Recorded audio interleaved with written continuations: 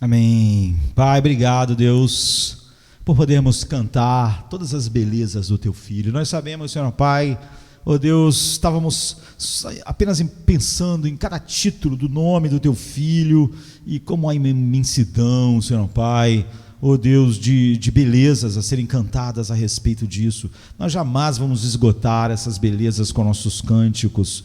Nós vamos, Senhor Pai, nos juntar a todo o céu no cântico do Cordeiro e vamos para sempre, Senhor Deus, contemplando a sua beleza, exaltá-lo. E nós queremos, Senhor Pai, fazer isso agora, aqui, e, Senhor Pai, sabemos que Tu nos deste o Teu Espírito exatamente para podermos neste mundo nós brilharmos como luzeiros, Senhor Pai, no meio das trevas, no meio de uma geração má e perversa, como a Tua palavra diz, manifestando, ó Deus, flashes da beleza do Teu Filho, crescentes em nossa vida, até um dia, Senhor Pai, sermos a Sua perfeita imagem, à medida, Senhor Pai, que nós vamos crescendo de um grau de glória para outro, à medida que a Tua palavra vai moldando, ó Deus, com as Tuas mãos soberanas e toda poderosas, ó Deus, a semelhança de Cristo em nós. Faça isso, Pai, pelo Teu Espírito, por amor a Cristo e pela Tua graça, Senhor Pai, que é derramada em nossas vidas.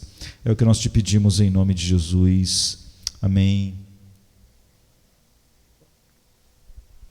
Hoje pela manhã nós estávamos olhando para o livro de Filipenses, no capítulo 1, e meditamos no versículo 1 que diz: Paulo a Timóteo, servo de Cristo Jesus, a todos os santos em Cristo Jesus que estão em Filipos, juntamente com os bispos e diáconos.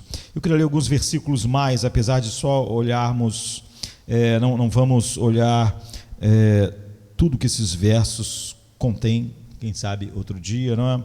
Mas Paulo continua dizendo assim: a vocês graça e paz da parte de Deus, nosso Pai, e do Senhor Jesus Cristo. Agradeço a meu Deus toda vez que me lembro de vocês. Paulo estava na cadeia, né? Ele diz: toda vez que eu lembro de vocês, eu entro em ações de graças diante de Deus. Em todas as minhas orações em favor de vocês, eu sempre oro com alegria, por causa da cooperação que vocês têm dado ao Evangelho desde o primeiro dia até agora.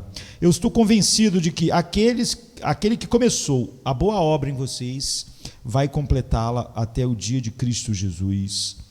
É justo que eu assim me sinta a respeito de todos vocês, uma vez que eu os tenho em meu coração, pois quer nas correntes que me prendem, quer defendendo e confirmando o Evangelho, todos vocês participam comigo da graça de Cristo.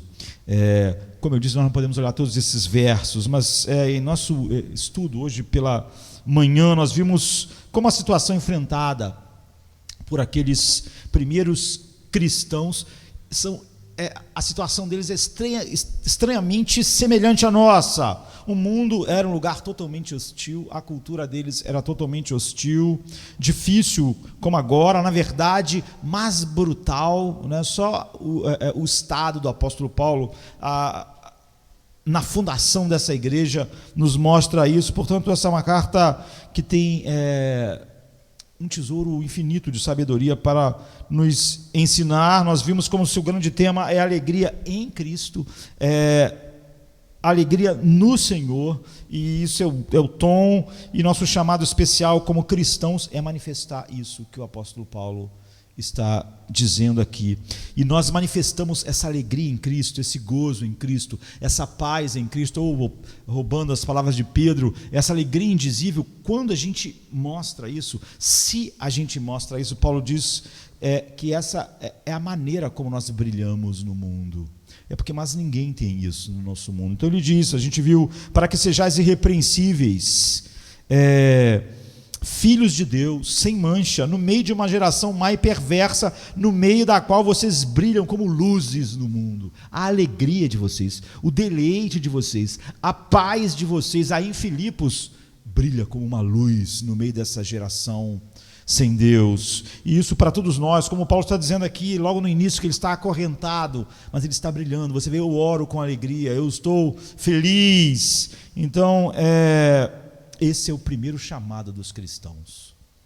Você entende? Quando Paulo está falando sobre nós brilharmos no mundo, quando Jesus fala para nós sermos sal da terra e luz do mundo, ele disse que quando nós sofrêssemos todo tipo de afrontas, sofrimentos, nós devíamos nos regozijar muito e nos encher de alegria.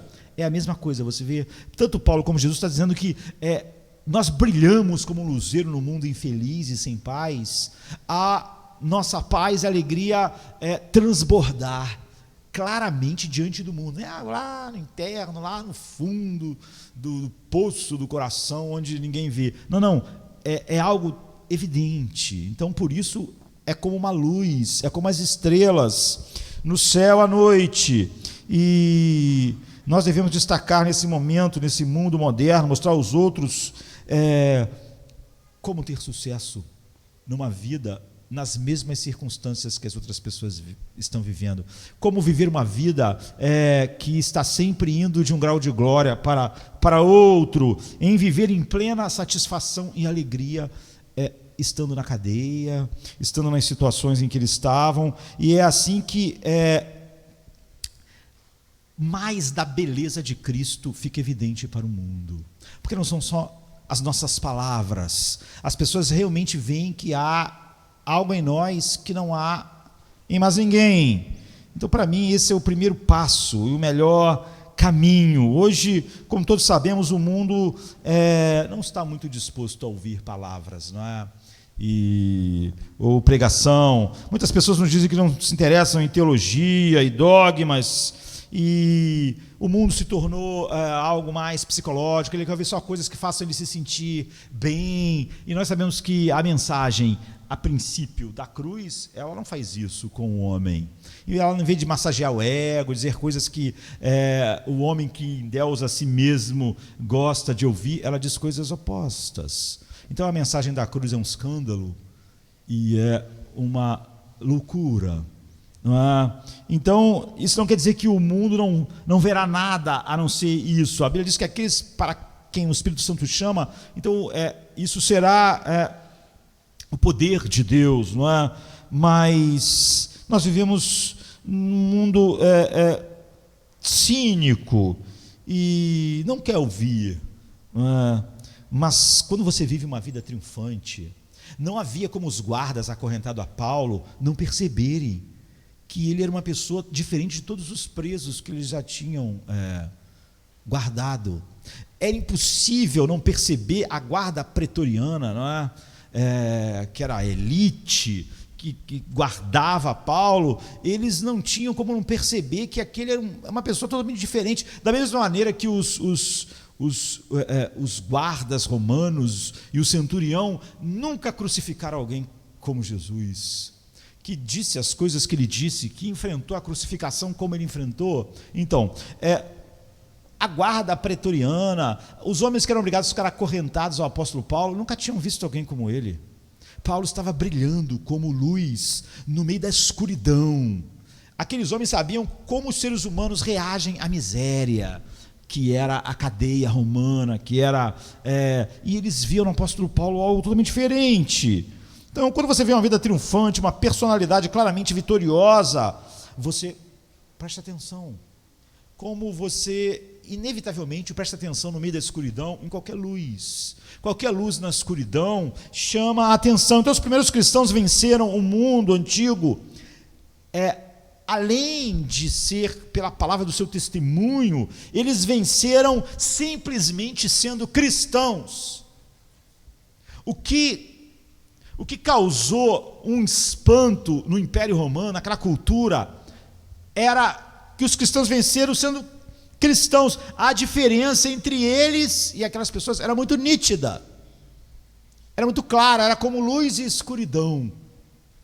E a carta, a obra mais antiga que nós temos, que não é a Bíblia, foi escrita 120 anos depois, ou seja, logo depois que João morreu, uma pessoa culta do Império Romano pediu a um cristão para explicar o que era o cristianismo. Nós temos que entender que o cristianismo era uma coisa nascente no meio daquela cultura.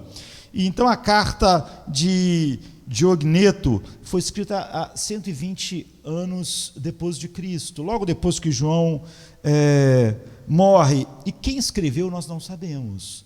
Nós só sabemos a pessoa que fez a pergunta, que para quem a carta é direcionada, Diogneto. Então é a carta a Diogneto. O cristão que escreveu, nós não sabemos. Certamente Diogneto conhecia esse cristão e escreveu para eles, era um pagão culto, não é? Diogneto, desejoso de conhecer melhor aquela nova religião, que era isso que era para eles no Império Romano, que se espalhava com uma rapidez muito grande, não é? E ele estava impressionado como os cristãos não tinham nenhuma relação com os deuses pagãos e testemunhavam um amor por Cristo e que transbordava para a igreja.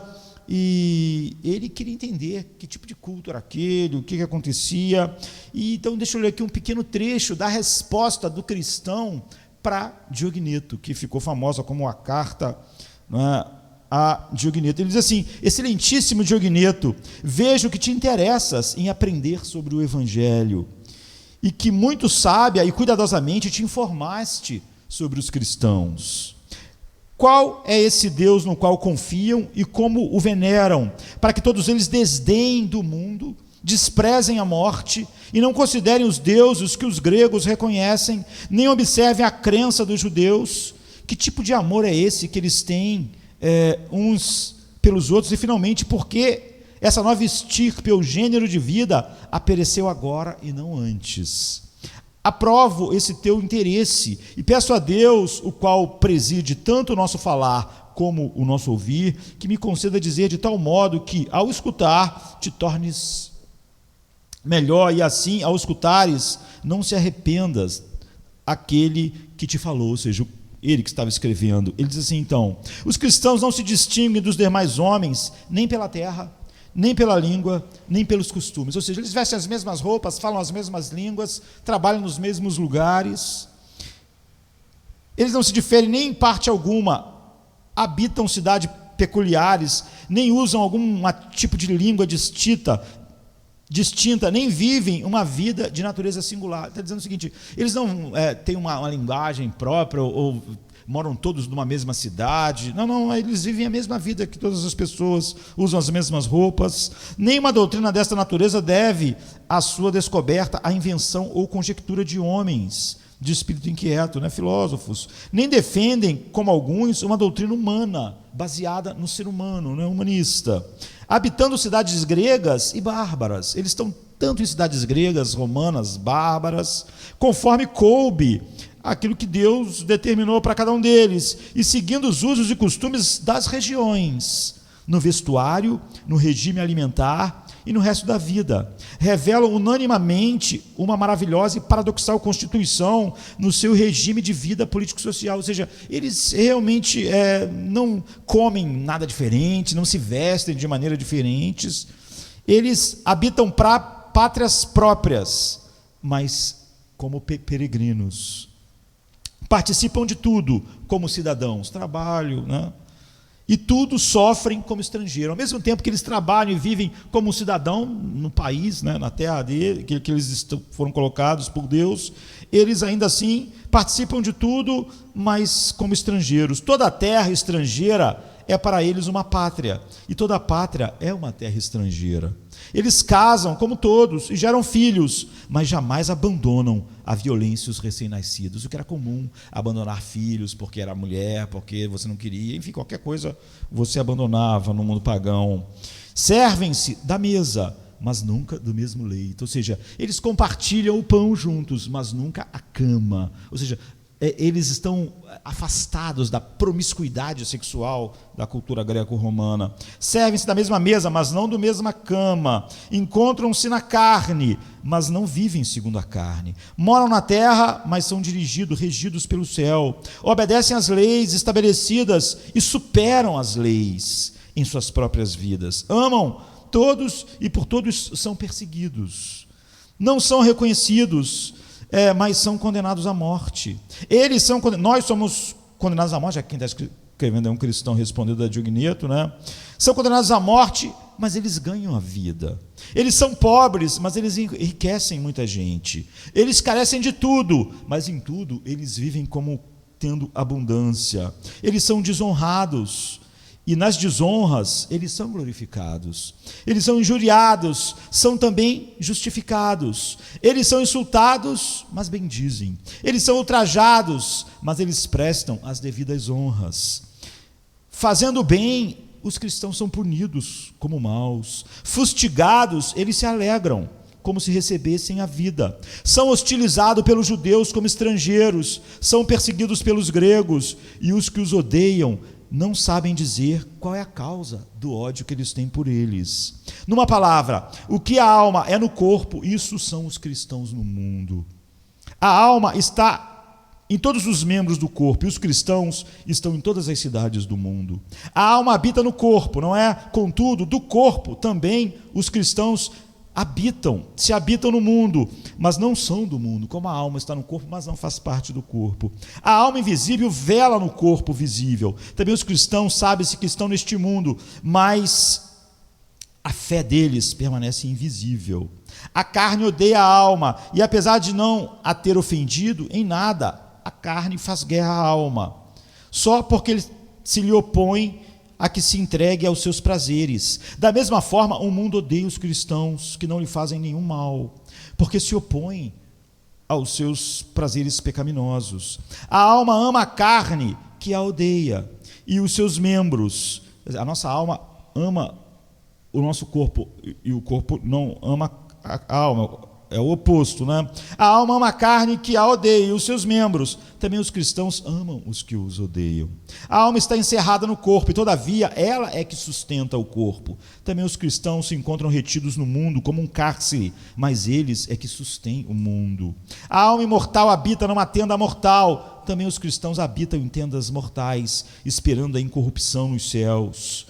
Provada pela fome e pela sede, a alma vai se melhorando. Também os cristãos que são fustigados de dia e de noite estão se multiplicando. Deus colocou eles numa tal situação que não é permitido a eles fugir, a não ser viver para a glória de Cristo. Você vê o que era o Evangelho? Você vê quando esse Diogneto pediu, os cristãos, eles brilharam.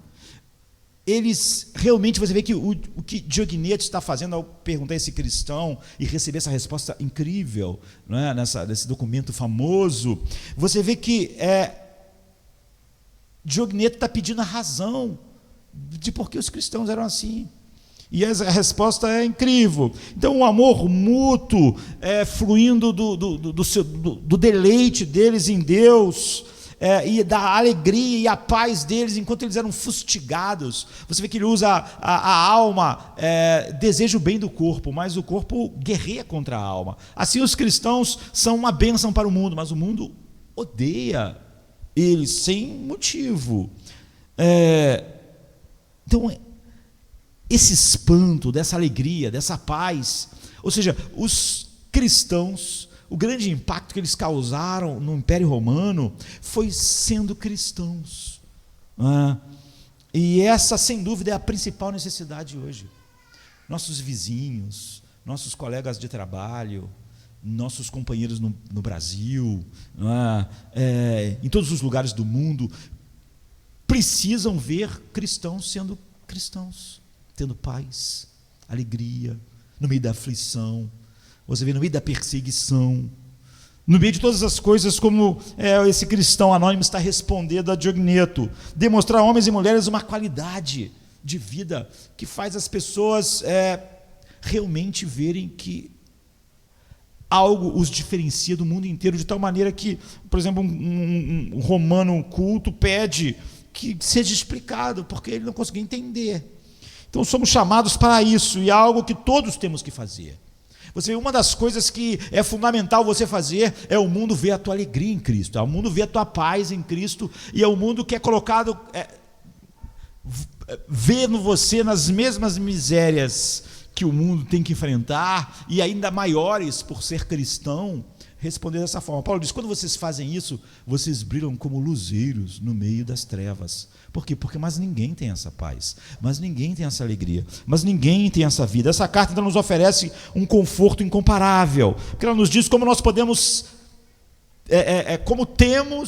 como mantemos a paz, a alegria, o gozo, e ao mesmo tempo tem um grande impacto e influência no mundo. Ele diz: quando nós realmente somos cristãos e vivemos como cristãos, é óbvio que há esse benefício infinito dentro de nós, o apóstolo Paulo está dizendo, de alegria, de paz, de algo que nos sustenta. Mas essa paz em nós, essa alegria, essa alegria indizível em Cristo, não é algo que só é bom para nós, isso é uma bênção e influência para o mundo que nos rodeia.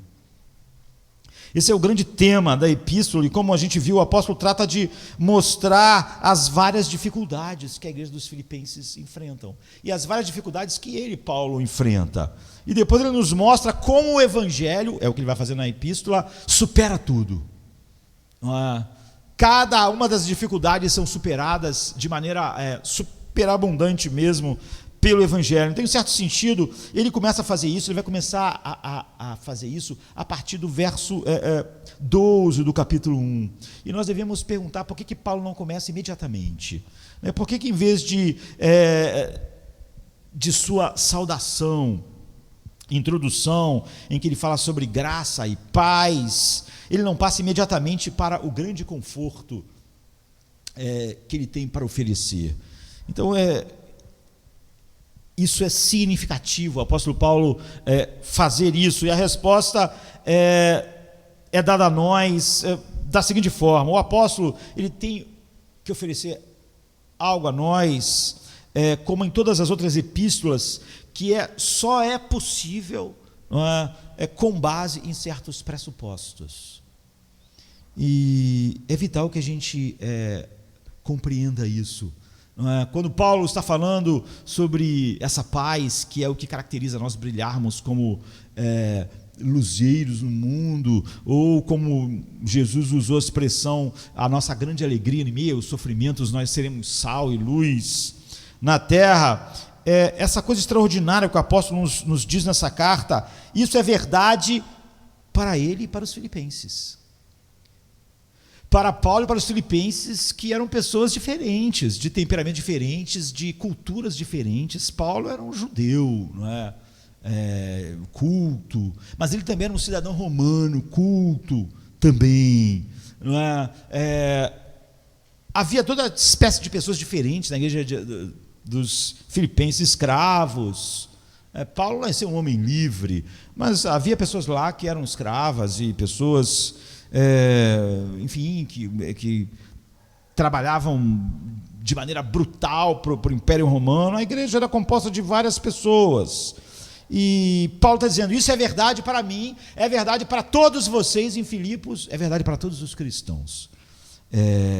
Só pode acontecer se estivermos em absoluto acordo com o que ele diz. Ou seja, Paulo só está falando isso para você se você estiver de acordo com a descrição que ele vai fazer. Em outras palavras, essa não é uma verdade geral para a maioria das pessoas, queridos. Tudo que nós podemos olhar na carta de Paulo aos Filipenses e outras cartas não é verdade para o mundo. Não é verdade para todas as pessoas que possam estar aqui hoje ou possam estar ouvindo. Esse é um ensinamento especial. Apenas algumas pessoas podem entender o que o apóstolo diz nessa carta. Apenas algumas pessoas podem experimentar o que o apóstolo está dizendo nesta carta. Apenas algumas pessoas de fato vão experimentar aquilo que o apóstolo está dizendo. É um conforto apenas dentro de certos limites. Não é sem limites. A menos que nós tenhamos cuidado de observar quais são os limites, tudo que Paulo vai dizer não é para nós.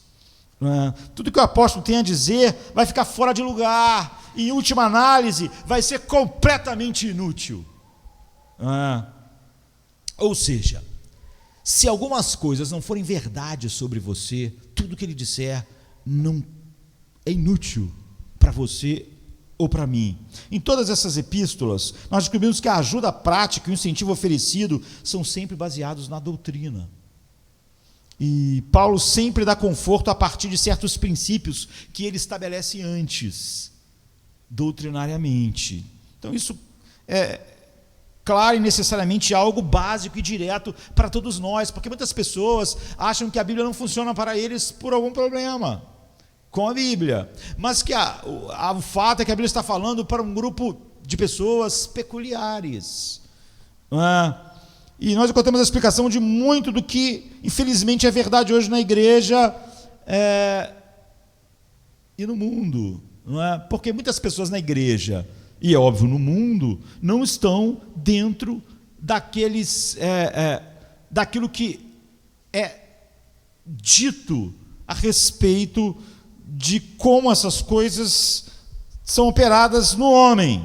Então nós podemos nos comparar a cristãos que viveram no passado. Você viu a carta de um cristão anônimo a Diogneto? Ele está falando sobre ser perseguido, sobre ser odiado, sobre estar em todas as culturas e nenhuma cultura os tratar bem, e sobre a alegria e como eles reagiam a isso. Nós podemos comparar, por exemplo, aos momentos de avivamento, por exemplo, no século 18, e a gente pode ler as obras dos puritanos do século XVI e XVII, e ir aos reformadores, e podemos considerar a igreja entre certas irmandades no continente europeu antes da reforma, onde o evangelho estava realmente operando, e podemos voltar a esses primeiros cristãos em Filipos e a igreja naqueles primeiros dias, e você sempre vai encontrar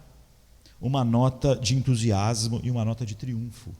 Você vai pegar um John Bunyan na cadeia durante tanto tempo, produzindo o quê? O Peregrino. Ele não estava lá chafurdando na tristeza.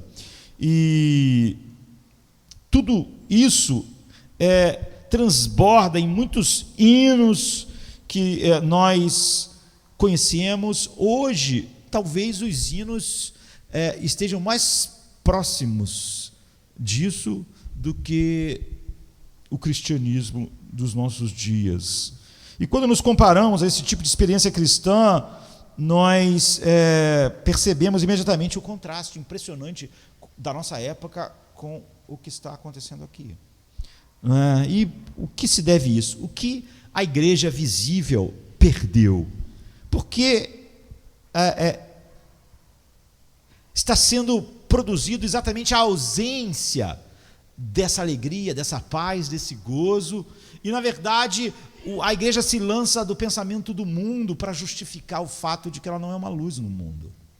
As pessoas que estão na miséria da vida, em cadeias, como a gente disse hoje de manhã, que todo mundo vai estar em cadeias, ou seja, em situações que nos prendem, da qual nós não podemos sair na vida, situações, relações, enfermidades, um leito. E as pessoas que estão conosco lá, nessas várias situações, e nós dividimos com ela o mundo com todas essas aflições, não veem um brilho, não veem a alegria, não veem o gozo, porque há tão pouca segurança.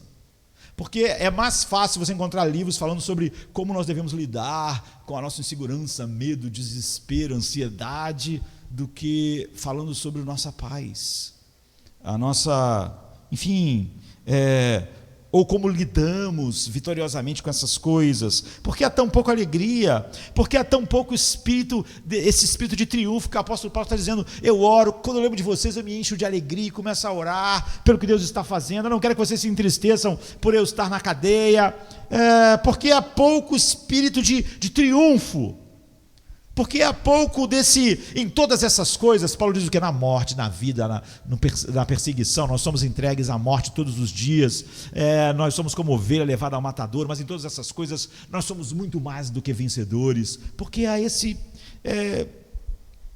não é visto pelo mundo, essa é a luz, isso é os luzeiros no meio das trevas em nossos dias, é porque nós esquecemos a verdade.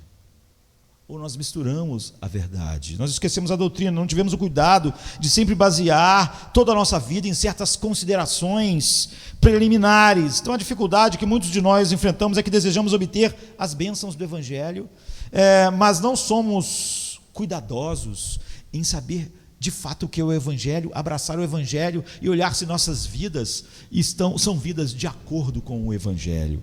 Então todo mundo quer bênção, é claro. Se você perguntar, você quer ser feliz? Você quer ter uma alegria que não se vai? Você quer ter paz? Você quer viver uma vida assim? Todo mundo quer, porque quem quer ser miserável? Quem quer ser infeliz? Quem quer viver com medo da morte? Quem quer viver ansioso? Se fosse anunciado que existe uma teoria, um ensino para fazer as pessoas felizes, apesar de qualquer circunstância, todos iam querer ouvir. Nós queremos conforto.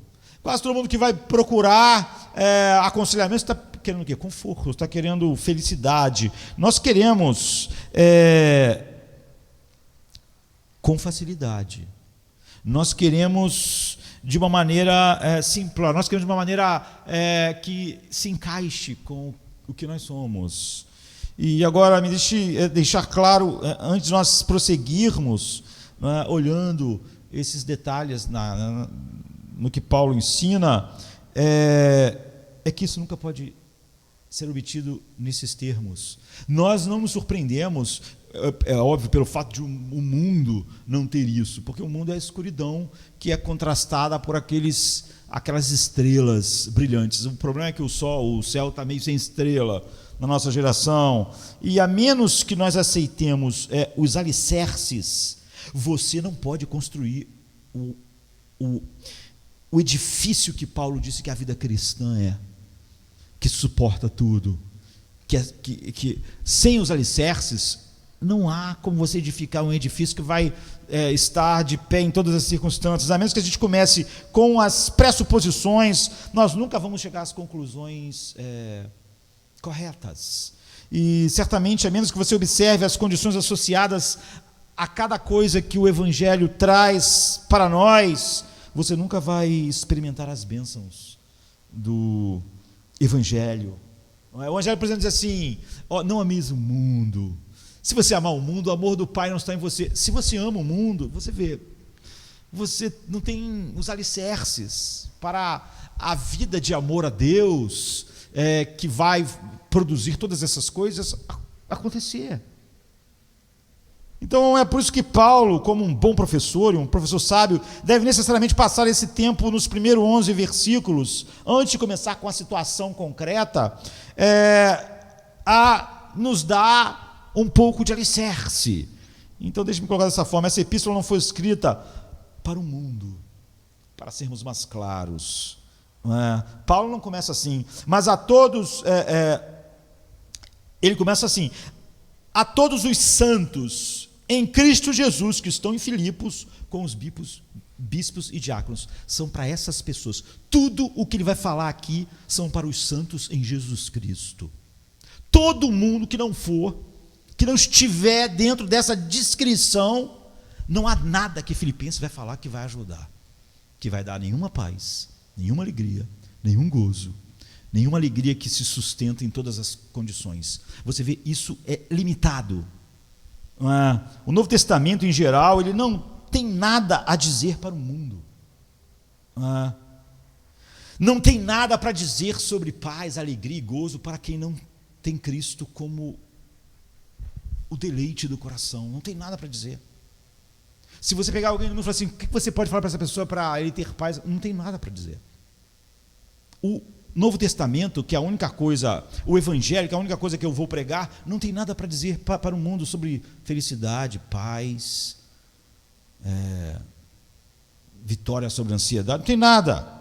O Novo Testamento não oferece nenhum conforto, nenhum encorajamento para um homem fora de Cristo.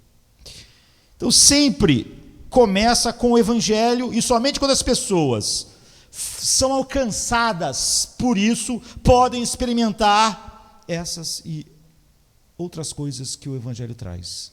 Não é para o mundo. Então, Paulo não escreveu uma carta geral assim, para o Império Romano, anunciando o caminho da felicidade e da paz. Não existe isso na Bíblia. Não existe nenhuma carta no Novo Testamento, ou nenhum ensino na Bíblia para trazer alegria e paz para o mundo. Não existe. De jeito nenhum. É uma carta especial para certas pessoas, especiais entre aspas, não é?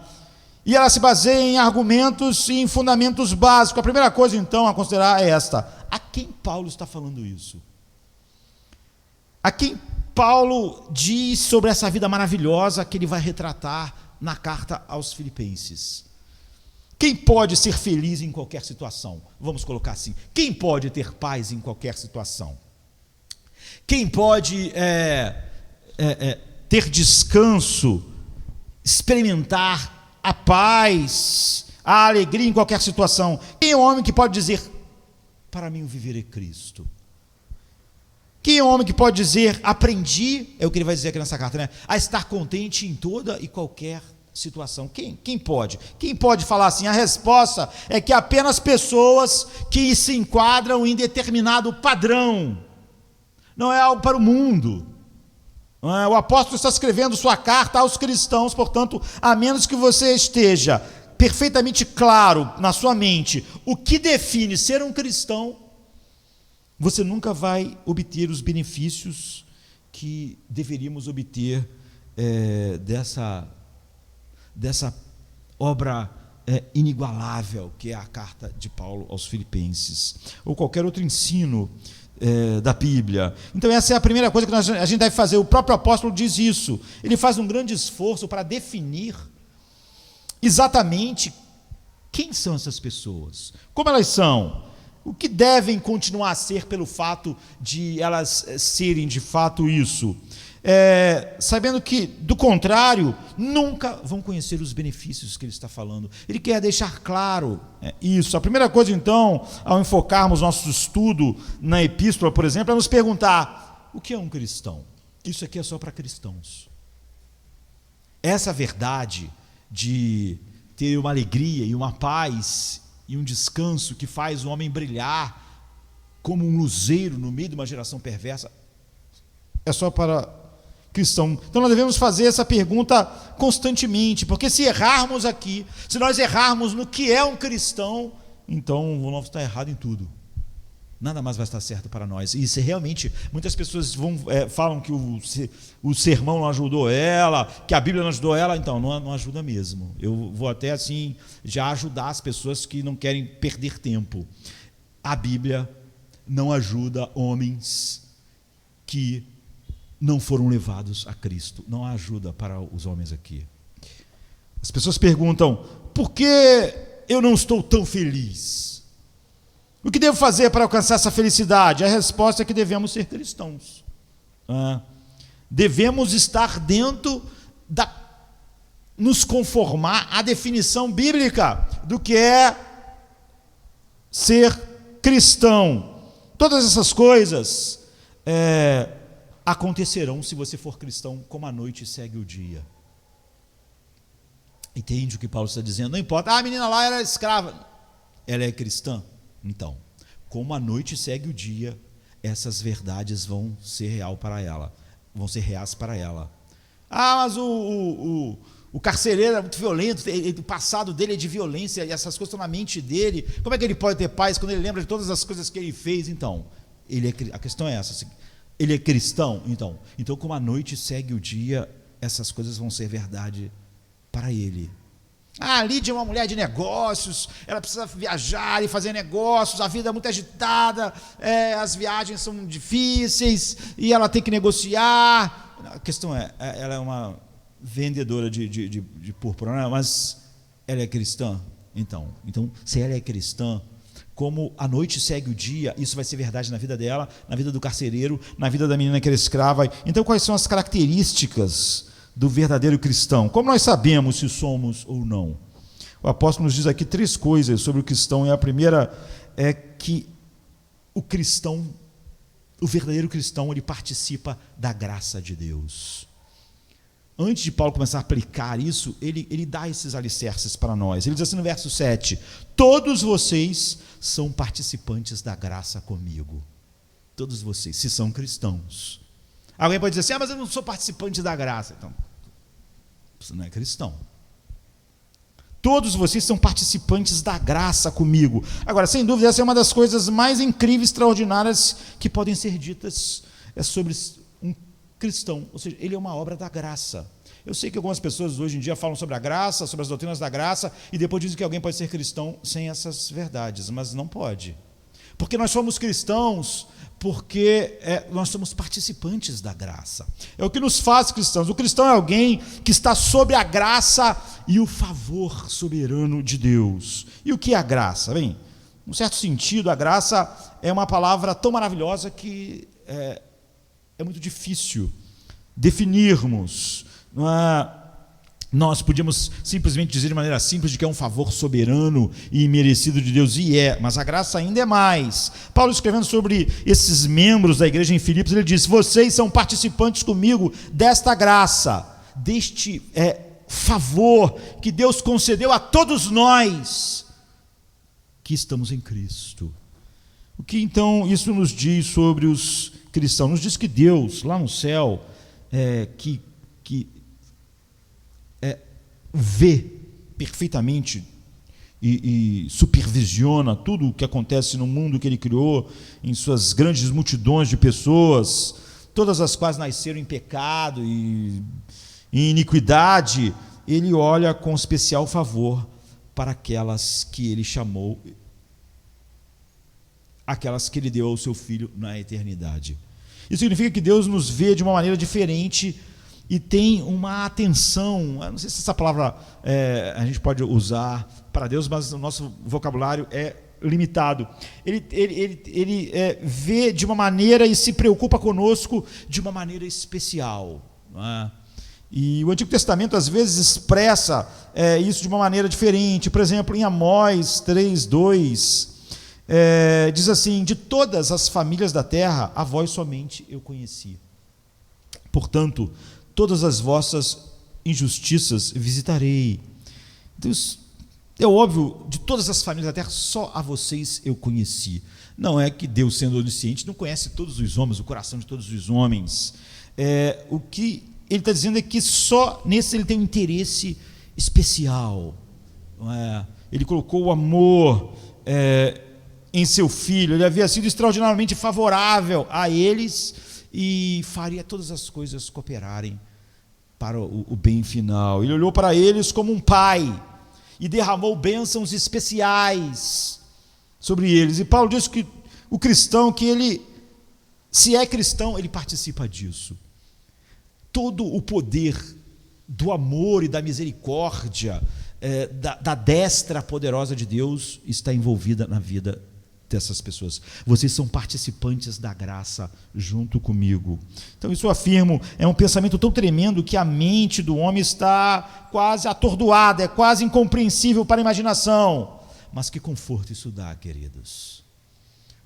Quando você lê a carta a Diogneto, você sente exatamente a expressão dessa graça na vida daquelas pessoas. Então, antes de Paulo entrar nos detalhes de tudo, ele está dizendo a você e a mim que o Deus Todo-Poderoso, o Eu Sou, o absoluto, o eterno, imortal, que tem a vida em si mesmo, o governante do céu e da terra, aquele que não só criou todas as potestades e principados, mas que dá a vida e dirige todas as coisas, cuida de nós e tem um interesse especial por nós e está derramando diariamente favor, misericórdia, graça, poder. Então o salmista, por exemplo, 34, no Salmo 34, verso 7, diz: o anjo do Senhor acampa-se ao redor dos que o temem e os guarda. Todas as coisas estão sendo trabalhadas por essa mente infinita, por esse poder infinito, para nos levar a esse lugar onde o apóstolo Paulo diz que nós brilhamos como luzeiros e nos conduzir ao resultado final do seu propósito. Então, o autor da Epístola aos Hebreus nos diz que os anjos são espíritos ministradores enviados para servir quem? enviados para servir os que hão de ser herdeiros da salvação. Ou seja, os anjos servem de maneira especial a esses que estão nessa graça. Em outro lugar, Paulo vai dizer, nesta graça na qual nós estamos firmes. Então é uma doutrina surpreendente, extraordinária, que o Deus do céu, por causa do interesse que fluiu do seu beneplácito, ou seja, por algo totalmente interno a Deus, sem ser influenciado por nada fora, por causa desse amor peculiar, tem aqueles servos dele cuidando de nós, ou seja, os anjos servem, trabalham continuamente em favor daqueles que hão de herdar a vida eterna, que o próprio Deus tem a sua atenção voltada para nós, que o próprio Espírito, como nós estávamos vendo na quinta-feira, se eu não me engano, intercede dentro de nós, fazendo com que as orações que nós não sabemos exatamente orar como devemos, se transformem em orações perfeitas, ao Ele interceder dentro de nós, que a segunda pessoa da Santíssima Trindade intercede por nós, todas essas coisas nos cercando. Então, somente se pudéssemos ver essas coisas, então, Paulo está dizendo, isso muda a nossa maneira de viver. Para o cristão, essas coisas não são algo etéreo, é algo real. Então, como Jacó na antiguidade, nós devemos entender que estamos rodeados por hostes celestiais, pelo cuidado de Deus, pela intercessão do Espírito, pela intercessão de Cristo, enfim, mas isso não é tudo. O nosso Senhor expressa isso de uma outra maneira ao dar esse conforto aos seus, aqueles que o Pai deu a ele. Ele disse, não fique angustiado ou alarmado, e não fique perplexo. Se você soubesse o interesse do Deus Pai em você, até os cabelos da sua cabeça estão contados. Deus conhece você tão intimamente, Ele está pessoalmente, totalmente envolvido com a sua vida. Nosso Senhor reiterou esse ponto de muitas vezes, de muitas formas. Portanto, não é uma tragédia que, como cristãos, não entendamos as alturas do que é ser cristão, como as definições de cristianismo se tornaram tão baixas hoje. Então, se ao menos nós entendêssemos como devemos desfrutar, na verdade, como o verdadeiro cristão desfruta desse favor especial de Deus, e não é porque somos melhores do que os outros, porque a graça é exatamente um favor a quem não merece. Quando nada merecíamos senão o castigo e a ira, Deus, por causa do seu amor com que muito nos amou, nos ressuscitou com Jesus Cristo, nos colocou em Cristo, e de acordo com o seu conhecimento, mente, sabedoria, Ele olhou para nós favoravelmente em seu Filho, de modo que agora nós somos participantes da sua graça. Paulo está dizendo, isso é só para essas pessoas. Quem não é participante desta graça vai levantar um monte de argumentos. Porque o mundo é difícil, porque as aflições são grandes, porque a carne tem dificuldades, porque Então, Paulo está dizendo, realmente, fora da graça, eu só estou escrevendo para aqueles que são participantes da graça comigo. Você vê que é assim que ele começou. A vocês, graça e paz da parte de Deus, nosso Pai, e do Senhor Jesus Cristo. Filipenses 1 e 2, não é? Mas é assim que ele começa todas as cartas, porque essa é a definição de cristão. 2 Coríntios 1, 2. A vocês, graça e paz da parte de Deus, nosso Pai, e do Senhor Jesus Cristo. Gálatas 1, 3. A vocês, graça e paz da parte de Deus, nosso Pai, e do Senhor Jesus Cristo. Filipenses, 2 Tessalonicenses 1, 2, a vocês graça e paz, a mesma coisa em 1 Coríntios 1, 3, a vocês graça e paz da parte de Deus, nosso Pai, e do Senhor Jesus Cristo. Filemão 1, 3, a vocês graça e paz da parte de Deus, nosso Pai. 2 Pedro, não é? Diz, graça e paz lhes sejam multiplicadas pelo conhecimento de Deus e de Jesus, o nosso Senhor. 2 João 1, 3, a graça, a misericórdia e a paz da parte de Deus Pai e do Senhor Jesus Cristo vão estar com vocês em verdade e em amor.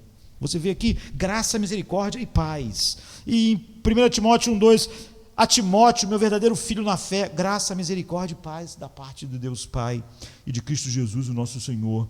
E em 2 Timóteo, ele, no versículo 12 do capítulo 1, diz, a Timóteo, meu amado filho, graça, misericórdia e paz. Em Colossenses 1:12, ele diz: aos santos e fiéis irmãos em Cristo que estão em Colossos, a vocês graça e paz da parte de Deus nosso Pai e do Senhor Jesus Cristo. No livro de Romanos, capítulo 1, verso 7, diz: a todos os que estão em Roma são amados de Deus e chamados para serem santos. Só para esses, não é para as pessoas que vivem em Roma. A vocês graça e paz da parte de Deus nosso Pai e do Senhor Jesus Cristo. Nós sabemos que os judeus usavam o termo shalom, não é? Como saudação, mas esse termo foi levado a outras alturas aqui na esfera cristã. O apóstolo não usa essas palavras soltas e ligeiramente sem pensar. Como eu disse, quando ele começa Filipenses, ele vai até o capítulo 12 dar o alicerce, para que ninguém, pensando que sem esse alicerce pode realmente edificar aquilo que ele vai dizer no restante da sua carta. Se você edificar um prédio sem esses alicerces, vai cair, você vai começar a achar engraçado, não há paz, e a graça e a paz e a misericórdia. Não estou experimentando isso então, porque o prédio cai, não tem alicerce. Então essas palavras são carregadas de profunda significação, quando ele emprega, não é, em todas as suas cartas. E como é fácil a gente fazer uma leitura bíblica diária e uma rápida oração e perdermos, não é? Se o nosso maior interesse é simplesmente ler alguma coisa que nos faz manter um pensamento mais positivo, a ideia mais otimista para o dia, nossa leitura bíblica é sempre inútil, não é? Porque vira só uma coisa motivacional que não tem como realmente enfrentar a realidade do nosso mundo. E o apóstolo Paulo não, ele diz que você deve penetrar minuciosamente nisso que é o alicerce, nessa graça, nessa paz. Pessoas, aqui ele diz aos santos que estão em Filipos. A graça e a paz é para esses que são participantes da graça de Deus junto comigo. Então não há outras duas palavras em todo quanto compõe a fé cristã que sejam mais importantes. Elas não estão na periferia do que significa ser um cristão. Graça e paz. E a graça é o começo da fé. Pela graça sois salvos. Isso não vem de vós. Vocês receberam o dom da fé. A graça é o começo da fé. A graça é o começo da nova vida. A graça é tudo. É o que faz nós sairmos dos nossos túmulos. É o que faz nós nascermos de novo. A graça é o início da nossa fé. E a paz é o fim da nossa fé. A graça é a fonte. A graça é o manancial. Todas as bênçãos que nós vamos desfrutar fluem dessa mesma fonte. É como se aquele fosse o nascedor de um rio imenso, mas tudo que vai ter naquele rio por quilômetros sem fim flui desse mesmo lugar. Então a graça é o manancial, é a fonte, é a origem, é aquele local particular da montanha da qual o caudaloso rio nasce, vai fertilizando tudo, deixando tudo verde. A graça é a origem, a procedência e a fonte da vida cristã. Cristão é quem? É quem participa da graça, com o apóstolo Paulo. Lá nasce tudo, na graça tudo nasce. Então, o que significa a vida cristã, que é aquela que foi destinada, e o que ela é destinada a produzir? O que a graça produz? A resposta de Paulo é paz. Então, portanto, aí nós temos a fonte e o estuário,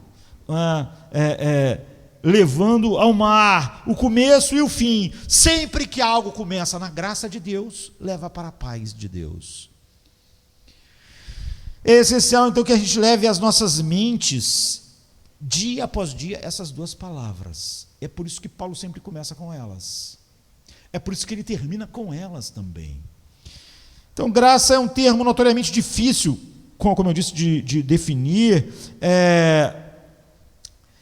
Essencialmente significa um favor que de maneira nenhuma alcança a nós por qualquer coisa que haja em nós, ou pela reação de Deus a algo que seja fora de Deus. Então é algo que nós não temos absolutamente direito. e do qual você é totalmente indigno e merecedor. Além de você não ter, porque você pode não ter direito a algo, mas não ser exatamente a descrição daquele que não merece algo. Mas no caso da graça então nós podemos chamar de uma bondade infinita e soberana, e é uma das palavras mais belas em todas as línguas, não é? Já com relação à paz, nós temos um perigo presente de dar a essa palavra uma conotação e ligar ela a um sentido e um significado incompleto. Você vê que quando Paulo está falando sobre paz, aos que participam da graça comigo, é algo totalmente alheio ao mundo. Não é a cessação de coisas aflitivas em torno de nós que faça com que a gente viva certa tranquilidade em determinada parte. Não é a cessação de hostilidades. A vós, graça e paz da parte de Deus, nosso Pai, e do Senhor Jesus Cristo. A gente tem a graça como começo e a paz no fim. Todavia, nós não terminamos. No momento que você se defronta com essa declaração, você pensa, por que Paulo diz isso aos filipenses? E por que ele diz isso a todos os cristãos? Porque ele diz que a vida cristã é verdadeira, onde a graça começa e ao agir no homem produz essa paz. Então nós devemos aprender sempre ali as escrituras. A gente devia primeiro perguntar por que o ser humano só vai ter o que Paulo disse em Filipenses se ele tiver graça e paz. Por que o apóstolo quer que a gente conheça isso? Por que na verdade a gente precisa disso? A resposta nos leva imediatamente às verdades cristãs fundamentais. É aqui que eu digo como é perigoso você deixar alguém pegar essas verdades e dizer que elas estão na periferia. Porque essas são as definições de quem é cristão e não. Então, ao desejar graça e paz, ele está nos dizendo o seguinte: ele está dissecando a verdade sobre nós. O que essencialmente é um homem não cristão? O que essencialmente é um homem morto em delitos e pecados? Ele está nos dizendo que nós necessitamos, um homem morto em delitos e pecados, necessita exatamente dessas duas coisas para ser o que ele é quando se torna cristão. Necessitamos de graça que nos leve à paz. E nós nos tornamos cristãos quando nós encontramos a graça que nos leva à paz.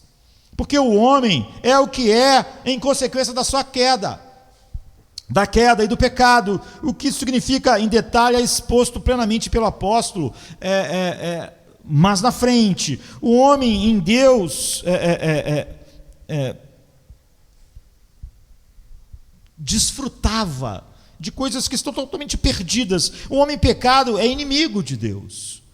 E o homem, por natureza, como nasce nesse mundo, odeia Deus. Nós vimos na carta a Diogneto, ele dizendo, a nossa cultura nos odeia, eles nem sabem por quê. Jesus disse, antes de odiarem a vós, eles odiaram a mim. Então o homem por natureza, como nasce nesse mundo, ele odeia Deus, não somente está separado de Deus, luta contra Deus, é inimigo de Deus, e tudo nele é por natureza completamente oposto a Deus. Essa é a verdade acerca do homem. E o resultado é que o homem nessa condição está combatendo contra Deus, e ele está pelejando diariamente contra Deus, ele está odiando Deus. Em seu estado natural, o homem está pronto a crer em qualquer afirmação que o jornal faça, que a internet faça, que o humanismo secular faça, menos o que a Bíblia diz. O lugar onde nós encontramos mais pessoas resistentes à palavra de Deus é na igreja visível. Eu não tenho dificuldade com essa doutrina, eu não aceito isso, mas veja se essas pessoas têm dificuldade com o humanismo secular. Veja se você vê pessoas dizendo, não consigo aceitar isso aqui, isso aqui que essa psicologia diz, eu não aceito, aquilo que a sociologia diz. Você não vê pessoas assim, nem na igreja, nem em lugar nenhum. As pessoas aceitam. É incrível como o que é dito está exatamente de acordo com o coração do homem. E como o que é dito na palavra de Deus, a não ser que nós sejamos participantes da graça com Paulo, nós temos 1000 problemas com a palavra de Deus. Então o resultado é que o homem nessa condição está combatendo contra Deus, está pelejando contra Deus, está odiando. Em seu estado natural o homem está pronto a crer em qualquer coisa que não seja verdade. Então o homem pula diante dessas declarações. Quando Paulo diz, você vai brilhar como luzeiro, o que brilha é a sua alegria em Cristo, a sua paz em Cristo. Um monte de cristão começa a ter problema com isso. Além disso, uma vez que o homem está nessa relação com Deus, também está no estado de inimizade com ele mesmo. é o que a Bíblia diz, ele não está somente engajado numa guerra contra Deus, que está fora dele, não é? No sentido aqui, mas também está travando uma guerra consigo mesmo, porque Deus colocou verdades que o homem não pode matar dentro de si, e isso o perturba. Aí está a tragédia do homem caído, ele não acredita no que eu estou dizendo, porém ele não tem paz, porém ele não tem sossego, porém o medo o controla, a morte que se aproxima o apavora. O homem está no estado de conflito interno e ele não sabe por quê. Ele quer fazer certas coisas, entretanto, dentro dele há algo que mostra que aquilo não é correto, há uma falta de quietude, uma falta de paz. Como Isaías disse, ele é como um mar agitado, que nunca para, nunca está tranquilo. Embora ele pense que pode ser perfeitamente feliz, faça o que fizer, ele não consegue ser feliz. As pessoas dizem, eu vou ser feliz da minha maneira, eu vou viver a vida do meu jeito. Então, deixa ela viver. Depois veja se ela realmente é feliz, se ela está feliz, se ela está satisfeita. Ela não está nunca. Nas Escrituras, contudo, nos é dito exatamente por que a situação é essa. O homem foi feito de tal maneira por Deus que só pode estar em paz consigo mesmo se estivesse em paz com Deus. E nunca houve o propósito de que o homem fosse um Deus para ele mesmo e que encontrasse paz em si mesmo, paz em seu próprio coração, paz nas leis que ele mesmo inventa para a vida, paz naquilo que ele mesmo decidiu ser bom para ele. Ele estabelece os seus desejos como as regras da sua vida, porque ele age como se ele fosse Deus. Ele age como o que vai me fazer feliz é o que eu decido que vai me fazer feliz. Então ele é infeliz. Há algo nele próprio que nega essas reivindicações divinas. Eu vou fazer o que eu quiser e vou ser feliz. Ele faz várias coisas e continua infeliz. E ele fica tentando encontrar explicação por que ele é infeliz. E porque ele não descansa. Então ele nada sabe sobre a paz real, porque ele não tem paz com Deus. Então ele não tem como ter paz em seu interior.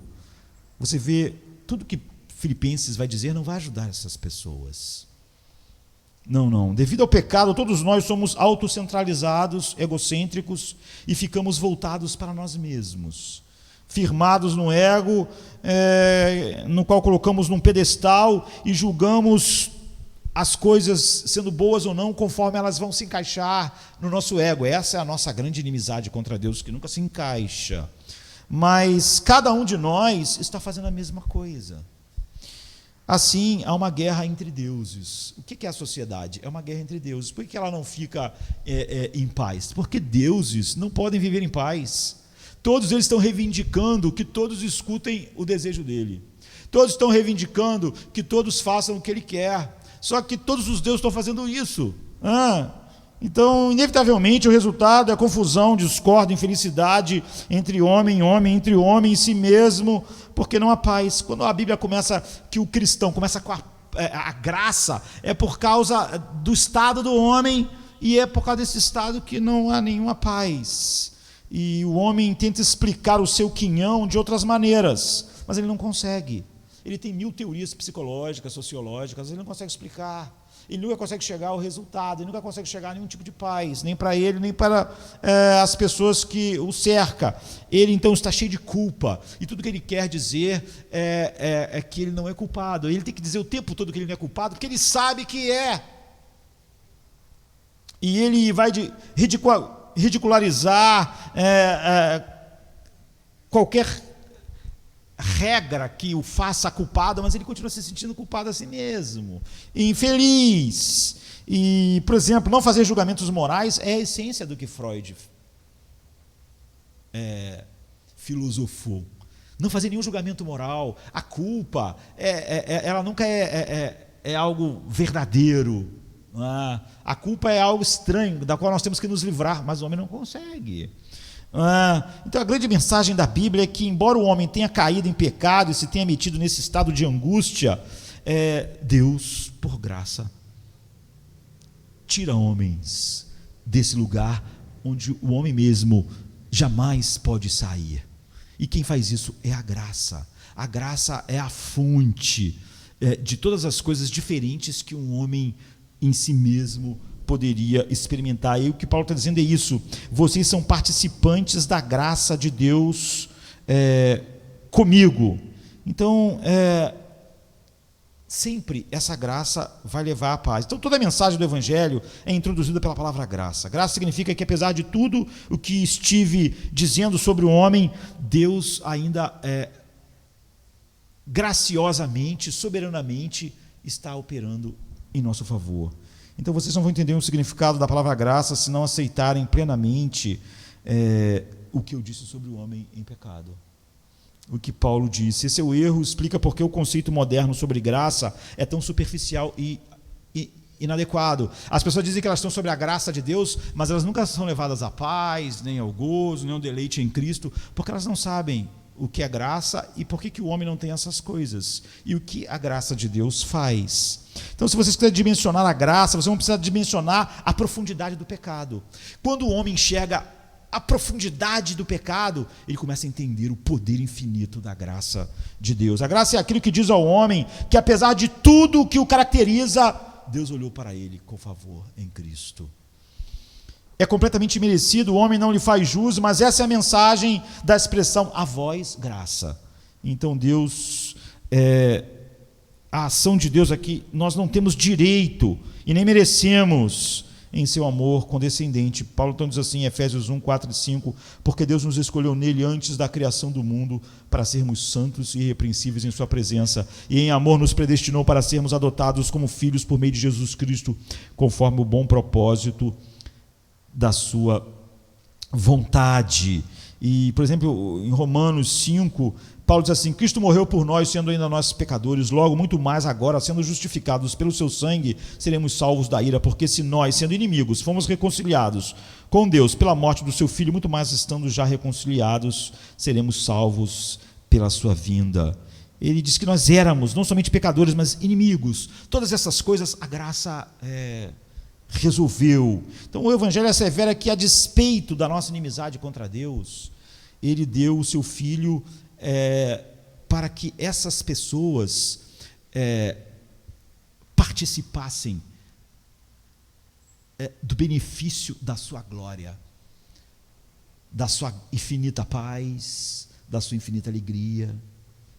Ele que é a fonte de todas essas coisas, e ele nos reconciliou consigo mesmo e nos introduziu nesse estado, e pela primeira vez o homem pode viver consigo mesmo, quando a graça o chamou, e pode saber que tudo está bem, que o conflito entre ele e Deus acabou nesse sentido fundamental, e ele entende pela primeira vez a causa de tudo que faz ele não ter paz, alegria e gozo.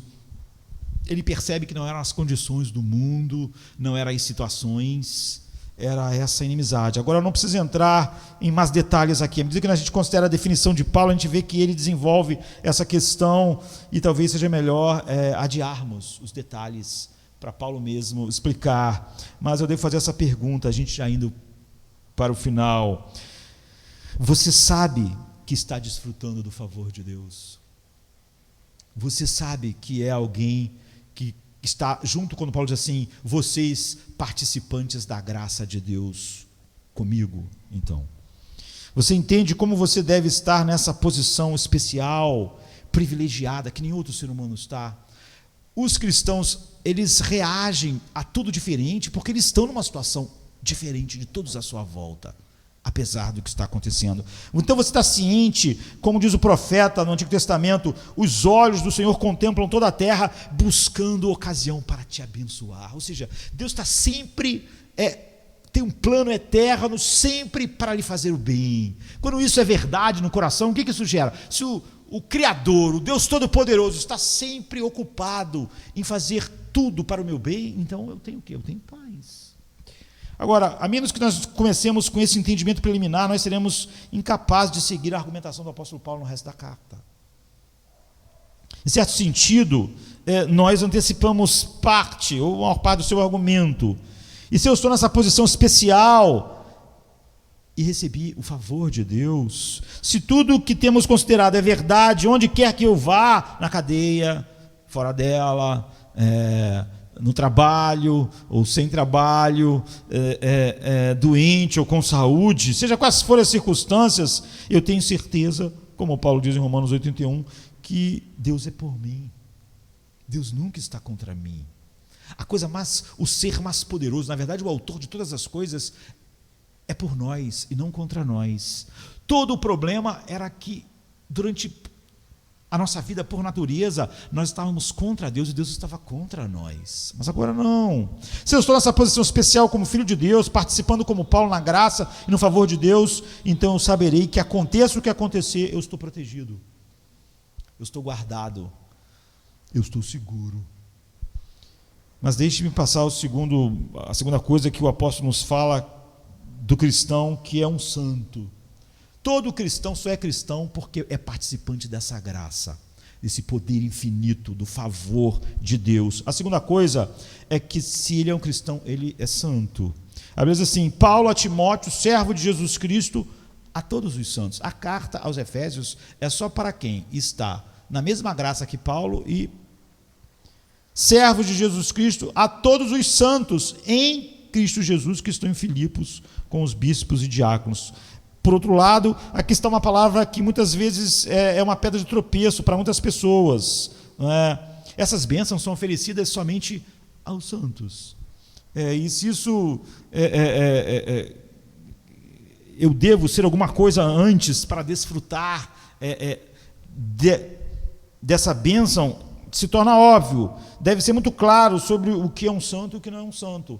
Para nós, exatamente como devia ser claro o que é ser um participante da graça, como todas essas bênçãos é só para quem é participante da graça, e todas essas bênçãos são só para quem é um santo em Jesus Cristo, então essas coisas devem ser definidas claramente em nossos corações. Não se refere a um grupo especial de pessoas entre os cristãos. Portanto, você não pode dizer que essa paz, essas coisas que Paulo está dizendo aqui é para um grupo especial, de pessoas mais espirituais e mais elevado, não é? Isso era um erro no catolicismo romano, mas nós, no meio protestante, gostamos de achar que, de alguma maneira, não aquilo que a graça faz, nós mesmos nos diferenciamos de alguma forma. E observe como eles colocam isso, e Paulo põe isso aqui: Paulo e Timóteo, servos do Senhor Jesus Cristo, a todos os santos em Cristo Jesus que estão em Filipos, com os bispos e diáconos. E novamente no verso 7, em minhas prisões e na defesa e confirmação do evangelho, todos vocês são participantes da graça comigo. Então o apóstolo não se coloca num pedestal, ele diz: vocês são participantes da mesma graça que eu. Não existe uma graça diferente operando em Paulo. E nós somos santos em Jesus Cristo. Eu, Paulo, sou santo em Jesus Cristo e você também. Isso é ser cristão. O apóstolo não se coloca num pedestal e diz: eu sou santo, eu tenho uma graça. Não, ele diz: não, vocês, se são cristãos, participam da graça comigo. E se são cristãos, são santos em Jesus Cristo. Então ninguém pode dizer: não, é porque Paulo... Não. As definições, você vê, elas não são contingentes. Elas são para o carcereiro, elas são para escravas, é para Lídia e para todos os membros daquela igreja. Então não é triste que as pessoas continuem a investir tanto tempo e atenção nessas banalidades e continuem a discutir se é essencial categorias na igreja. Você vê o que Paulo fez aqui? Ele diz: a todos os santos em Cristo Jesus que estão em Filipos, com os pastores, os bispos e os diáconos. Ele não fala o contrário. Ele não fala a todos os pastores e diáconos, como se isso fizesse alguém realmente diferente do outro. Você vê que quando ele é apóstolo, mas ele diz: você participa da graça comigo. Você é santo em Jesus Cristo, como eu sou. Se nós somos cristãos. Aqui você vê que Paulo não começa com os bispos e pastores, os reverendos. Ele não faz isso, porque na verdade esses títulos não fazem nada de diferente nessas pessoas. O que o pastor é um santo em Jesus Cristo, e o que ele é um participante da graça de Deus com todos. Tudo o que o evangelho trouxe para Paulo, ele traz para todos, porque o que faz isso é a graça da qual todos são participantes. O que faz isso é o fato deles serem santos em Cristo Jesus o que todos são. Então Paulo não fala sobre os pastores, os bispos, os diáconos, os reverendos, e depois os irmãos. Não, ele começa ao contrário, a todos os santos em Cristo Jesus que estão em Filipos, com os bispos e diáconos. Ele começa com os santos e depois acrescenta os bispos e os diáconos. Não é? Há alguns que recebem certas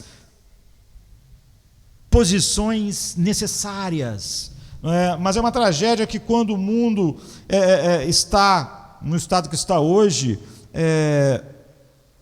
a gente continue a demonstrar que existe qualquer diferença entre um verdadeiro cristão e outro verdadeiro cristão.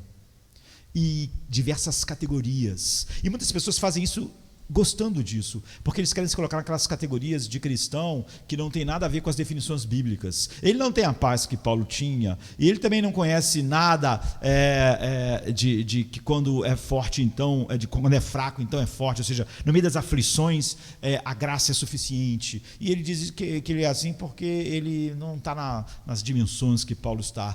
Você vê que aí, nesse caso, ele está usando essas diferenças como uma desculpa, mas Paulo está dizendo, não, nós somos santos em Jesus Cristo, é isso que define um cristão, eu e você, e o que define um cristão é que nós somos participantes da mesma graça.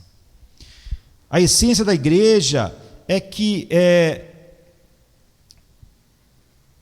todos experimentam a mesma coisa na verdadeira igreja de Cristo. Afinal, o que constitui a igreja é a reunião dos santos, do povo, que foi chamado pela graça e no qual o favor imerecido de Deus está operando as mesmas coisas. Um só batismo, um só Senhor. Um santo, então, não é um cristão excepcional, não é Paulo, não é Pedro, é todos os verdadeiros cristãos que estão em Filipos. É todos os que são participantes da mesma graça. E encontramos o mesmo em todas as epístolas de Paulo. Por exemplo, nós lemos que eles são, a carta é dirigida aos santos de Corinto, aos santos de todas as igrejas. Então esse é o lado negativo, mas o lado que se expressa da maneira positiva realmente se refere a pessoas que foram chamadas do resto do mundo, separadas pela graça soberana de Deus, e que foram designadas, porque a graça de Deus ela tem propósitos, não é? Em amor, Ele nos predestinou para sermos santos. Você vê, a graça escolhe e nos predestina, ela tem um propósito. Então a palavra santos pode ser traduzida, e seria bem também, se fosse aqueles que foram santificados, porque quando Deus pega algo e coloca à parte, Ele santificou aquilo. Então, no Antigo Testamento, quando Moisés recebe a sua comissão, ele é referido como um homem santo, porque ele é um homem separado. Também nós lemos sobre os utensílios sagrados. Então, de acordo com a Bíblia, homens e mulheres são tratados da mesma maneira. Santos são pessoas que Deus escolheu e separou do mundo. E Deus escolheu algumas pessoas em Filipos, em Corinto. Então aqueles são os santos em Jesus Cristo, foram separados por Deus em Cristo, escolhidos em Cristo. Então eles são santos, eles são separados do mundo. É só para esses que Filipenses é. Só para esses que Filipenses vai funcionar. Só para esses que Filipenses está descrevendo a vida deles. São pessoas que foram levadas pelo Espírito de Deus, tiradas, por assim dizer, separadas do mundo, e por isso elas são diferentes. Por isso a diferença é tão grande quanto a luz das trevas. Elas são luzeiros, elas têm tantas coisas diferentes que elas não poderiam reagir às mesmas coisas da mesma maneira. Elas ainda estão no mundo e, no entanto, são diferentes. Jesus diz, eles não são do mundo como eu do mundo não sou. Eles são designados como homens e mulheres em uma categoria própria e pertencem a um grupo particular de pessoas, como vimos, que estão sob a graça de Deus, sob o favor, o poder, o interesse, o cuidado de Deus em Cristo. Portanto, em princípio, não devemos conceber ninguém estando fora daquele chamado para através daquilo que a graça produz, brilhar como luzeiros no meio de uma geração perversa. Porque essa é a diferença entre os santos e os que foram deixados em seus próprios caminhos. Então, o ponto principal sobre os santos é que eles foram chamados pela graça de Deus e são designados pela graça de Deus e têm o poder da graça de Deus, garantindo neles aquilo que Deus determinou. Agora, isso é básico para a ideia do Novo Testamento do que é um cristão.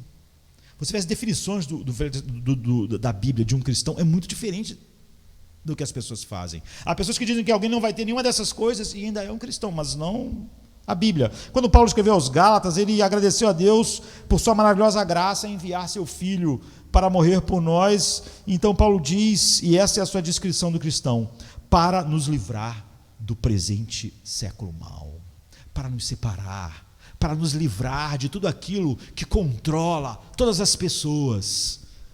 Gálatas 1,4, embora ainda estejamos no mundo, nós estamos libertos e fomos separados, e essa separação é que faz aquelas pessoas serem santos em Filipos. Obviamente ele entende que isso é verdade para ele, porque ele segue aplicando a lógica de que se Deus nos separou, bem, então nós nos separamos.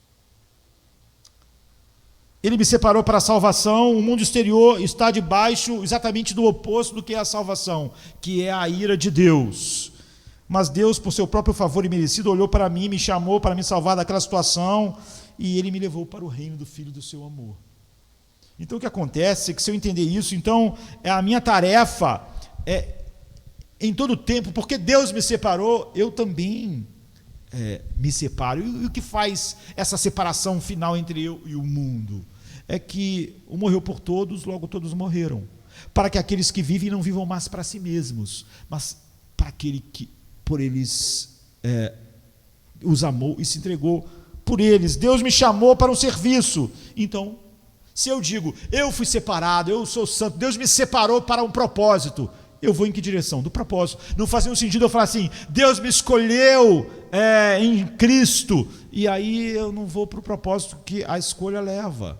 Era como eu dissesse para vocês hoje, a NASA me escolheu para ser astronauta, e todo mundo me vê todo dia fazendo algo que não tem nada a ver com astronauta, me vê trabalhando num banco. Os caras não foi separado pela NASA.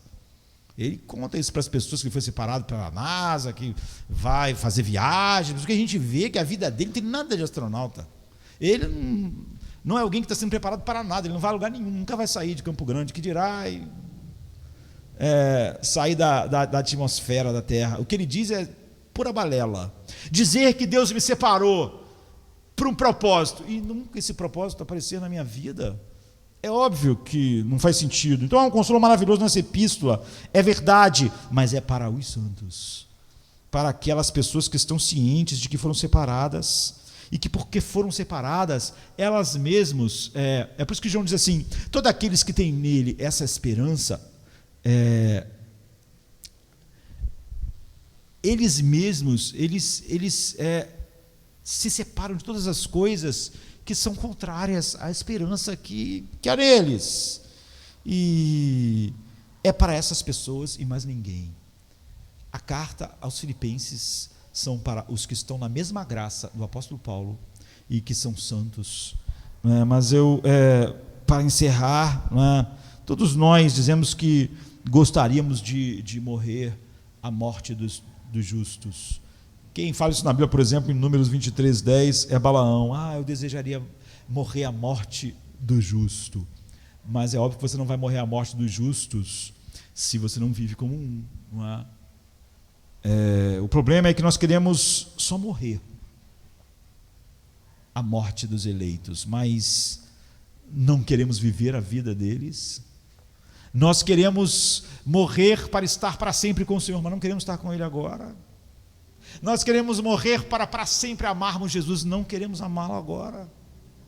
Nós queremos morrer para Jesus ser a coisa mais importante, final, para o meu coração. Ele não é isso agora. Então por que eu morreria para isso? Balaão disse, quem dera eu morresse a morte dos justos, mas nós sabemos como Balaão vivia. É por isso que desfrutamos tão pouco disso no que é chamado de evangelho dos nossos dias. Então observe que o apóstolo não diz a todos os santos que estão em Filipos, mas a todos os santos em Cristo Jesus que estão em Filipos. Isso é vital. O que faz eu ser santo é ser separado para Cristo, por causa de Cristo. Não é que eu fui separado para ir para o céu, não é que eu fui separado para ficar na eternidade. Eu fui separado em Cristo. Eu não posso dizer que estou entre essas pessoas e falar que aquilo que Paulo falou não é sobre mim. O amor de Cristo nos constrange. Isso é vital. Alguém uma vez disse que pensava que toda a doutrina de Paulo estava nessa frase: em Cristo Jesus. Paulo usa essa expressão o tempo todo. Em Cristo, ele usa 48 vezes nas suas cartas, que nós estamos em Cristo, em Cristo, em Cristo. Em Cristo Jesus, Paulo usa 34 vezes em sua carta, em suas cartas. E no Senhor, estamos no Senhor, ele usa 50 vezes. Então você vê, quando você soma em Cristo Jesus e no Senhor, a quantidade de vezes que ele enfatiza isso. Por quê? Porque isso é vital. Paulo está escrevendo aos santos em Cristo Jesus, separados em Cristo, por causa de Cristo, que leva a um amor a Cristo, a um deleite em Cristo, a uma alegria em Cristo. Esse é o alicerce. Todo o resto da carta é só para essas pessoas. Fora disso, é inútil. E é por isso que muitas pessoas, às vezes mesmo na igreja visível, acham o ensino bíblico inútil para ele. Talvez seja. Porque essa não é uma carta para o mundo. Não é uma carta para a sociedade. Não há nenhuma esperança na Bíblia para o mundo, paz para o mundo, alegria, ser livre, ter paz em todas as circunstâncias. Não existe. Quando lemos a história em Atos 16, encontramos uma pequena congregação de mulheres lideradas por Lídia que oravam à margem do rio. Então você vê que elas já eram, eu vou dizer, só usando a palavra em si, elas eram, entre aspas, santas em relação ao resto das pessoas em Filipos. Por quê? Porque elas tinham interesse em Deus. De alguma maneira, elas se separavam com interesse em Deus. Mas elas não estavam salvas, não é? Por quê? Elas se separavam, elas eram diferentes, elas tinham um propósito diferente, elas tinham interesse em Deus.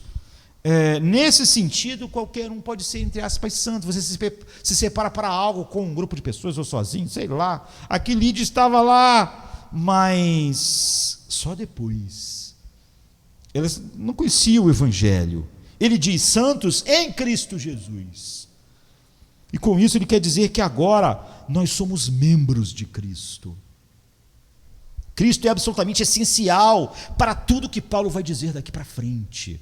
Fora de Cristo não temos nada disso. Em Cristo todos participam da mesma graça. Todos são separados em Cristo Jesus. São santos em Cristo Jesus. Você notou quantas vezes o nome de Cristo é mencionado nesses 7 versículos? Paulo fala em Cristo o tempo todo. Paulo não tem outro evangelho além de Cristo Jesus. Paulo não tem nada para dizer para ninguém a não ser Cristo e este crucificado. Tire isso e todo o evangelho não é para você. Tudo que ele falar não é para alguém que está fora disso. O evangelho não é uma oferta geral, não é uma oferta vaga de paz, uma oferta vaga de alegria, nem uma mera exortação para as pessoas viverem uma vida melhor. Em vez disso, fala das coisas que aconteceram em Cristo, porque sem Cristo não há nada para o homem naquilo que Paulo está dizendo. Fora de Cristo você só tem a ira de Deus, e debaixo da ira de Deus o homem não tem paz, nem tem paz consigo mesmo, não tem paz com os outros, e vai desesperado em direção à morte, e a morte não vai melhorar as coisas, vai piorar tudo. E se Cristo não é essencial para a sua posição, então, de acordo com Paulo, você não é cristão. Qualquer coisa que é ensinada num lugar chamado igreja, que Cristo não é essencial para aquilo ser verdade, não é o evangelho. Qualquer coisa que um homem sem Cristo lá fora pode fazer, não é o evangelho. Você pode ser muito bom, pode ser, sei lá, uma pessoa aos olhos dos homens maravilhosa, até religioso, mas você não pode ser cristão se Cristo não é absolutamente o centro e o coração. Você será qualquer coisa menos cristão. Essa é a graça da qual nós participamos juntos com Paulo. Essa carta é só para quem foi, os que são santos em Cristo Jesus. É só para as pessoas que podem ser dito que Pedro diz: a quem não havendo visto Cristo, a mais, no qual não vendo agora, mas crendo, exultais com alegria indizível e cheia de glória. Em que outro sentido nós somos santos? Deixe-me usar o termo teológico importante, a frase santos em Cristo Jesus significa que estamos em Cristo federalmente, não é? Ou representativamente. No início, Adão representou a raça humana e o que ele fez valeu para todo mundo. Então, algumas pessoas Deus deu a Cristo, o que ele fizesse valeria para todos. Cristo é nosso representante e tudo que ele fez foi colocado em nós, como tudo que Adão fez foi colocado em nossa conta. Ele morreu por mim e ressuscitou por mim. Se eu estou nele, eu já morri para a lei. Ele é meu representante e, como meu representante, ele experimentou a ira final de Deus e esgotou ela. Eu estou em Cristo, como cabeça federal, ele me representa, mas não só assim que eu estou em Cristo. Muitas pessoas gostam de estar em Cristo assim: ele foi meu representante, ele levou minha culpa, ele levou minhas misérias. Mas se você está em Cristo, você é em Cristo assim, mas está mais do que assim. Significa não apenas uma união federal, ele como cabeça federal, mas uma união vital. É por isso que Paulo, vocês que participam desta graça comigo, é participar dessa união vital com Cristo. João 15 mostra isso claramente. Significa uma união mística, não só ele como cabeça federal. Significa que a vida de Cristo agora está em mim e eu estou em Cristo. E o poder de Cristo está fluindo para mim. Estar nesta graça é estar numa relação em que o poder e a vida de Cristo está fluindo para mim. Significa, em certo sentido, que a minha vida está escondida em Cristo. Na verdade, Paulo até usa essa expressão. Jesus diz: eu sou a videira e vocês são os ramos. Vocês não podem fazer nada sem mim, mas em mim vocês podem fazer tudo. Minha vida está em vocês. E nós estamos nele como cabeça federal, mas nós estamos nele em uma união vital. Mística, porque não é nada físico, é só algo espiritual, não é? Então, Paulo diz: tudo que eu vou dizer, você tem que ter certeza que você está comigo nesta graça, e que você é um santo em Jesus Cristo. Porque se você não for um santo em Jesus Cristo, e nem estiver na mesma graça, Filipenses não é para você. Na verdade, Efésios também não é. E nem Romanos.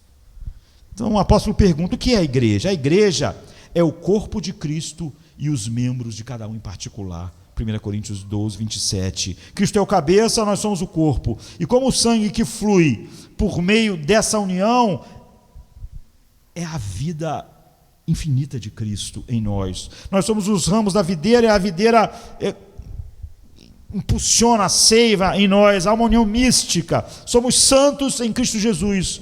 Então hoje a gente apontou apenas as exceções, não é?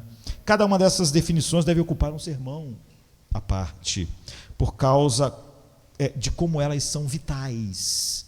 Mas você vê, para quem é a carta aos Filipenses? Quem são as pessoas que, como no capítulo 2 diz, vão brilhar nesta alegria, nesta paz, em meio às situações da vida, como luzeiros no meio das trevas, porque mais ninguém no mundo tem o que essas pessoas têm? Então eu me pergunto: todos nós nos vemos assim? Todos nós entendemos que desfrutamos desse maravilhoso favor de Deus, de tal maneira que nós podemos dizer, todos nós juntos aqui hoje, nessa graça, quando Paulo diz: vocês são participantes da graça comigo, está falando conosco. Nós sabemos que somos santos, ou seja, que fomos separados em Jesus Cristo, para Jesus Cristo, e que isso nos uniu a Cristo federativamente, ele como cabeça federal, que pagou os nossos pecados, que recebeu a ira na cruz, mas também que nos ligou misticamente como a videira nos galhos, como a cabeça no corpo, que há uma vida que flui do Deus eterno, não é? Aquele que sustenta todas as coisas pela palavra do seu poder. Essa própria vida agora está fluindo em mim, que a graça é esse poder. Nós somos santos se cremos neste evangelho e fomos separados por Deus em Jesus Cristo pela mesma graça. e sabemos que morremos com Ele e ressuscitamos com Ele, estamos reinando nesse sentido com Ele, porque Ele está reinando, e a vida dele está em nós, e nós estamos nele. Então, a carta aos Filipenses é para os santos em Cristo Jesus, para aqueles que participam desta graça, e para essas pessoas, as promessas extraordinárias de Filipenses foram feitas. Se estamos nessa posição e sabemos e mantemos esta realidade, então tudo que Paulo vai dizer sobre os filipenses é verdade sobre nós. É para onde Deus nos leva, é para onde Ele está nos levando. Se isso é verdade, a carta de Filipenses é para nós, e só assim a carta de Filipenses é para nós. Vamos ficar de pé.